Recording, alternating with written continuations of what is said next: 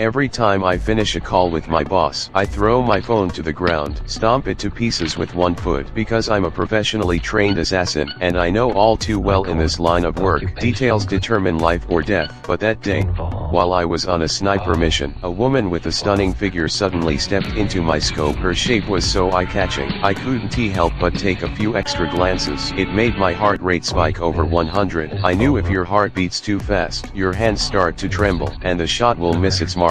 So I immediately took a deep breath, shifted my aim back to the target, waited for my pulse to return to the optimal range. At that moment, I pulled the trigger, but the woman suddenly moved, stepped right into the bullet's path. I was just about to fire again, when the bodyguards on the other side pulled the curtains shut. I knew the mission had failed. No time for regret. I quickly packed my gear, prepared to escape. When I passed a garbage truck, I casually tossed in my backpack with the gun inside. Further ahead, I ditched my electric scooter, threw my helmet into the river. Then I walked into a convenience store, said I needed to use the restroom. Inside, I took off my clothes one by one, changed into a tourist outfit. I even sprayed on cologne to cover the smell of gunpowder on my body. After that, I took a taxi to the airport, used a fake ID, managed to board the flight successfully. Just when I thought I'd escaped safely, I noticed a man wearing sunglasses, secretly watching me. What made me even more alert was when I transferred flights. He also switched to the exact same one. I knew I was being followed, so I immediately changed my ticket, checked into the airport hotel. Then I ordered a lavish dinner, not to eat but to find makeshift weapons for self-defense. I propped a glass cup against the door, placed the tray cover beneath it. Just like that,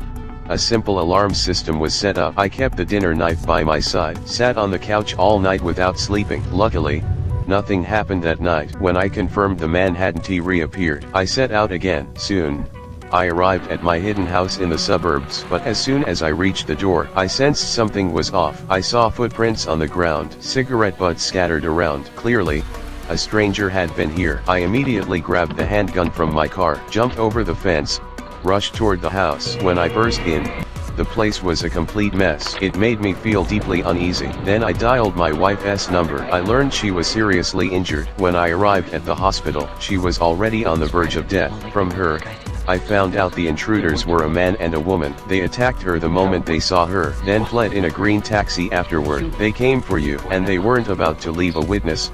Lucas, listen very carefully. I promise, I swear to you, nothing like this will ever be allowed to happen again.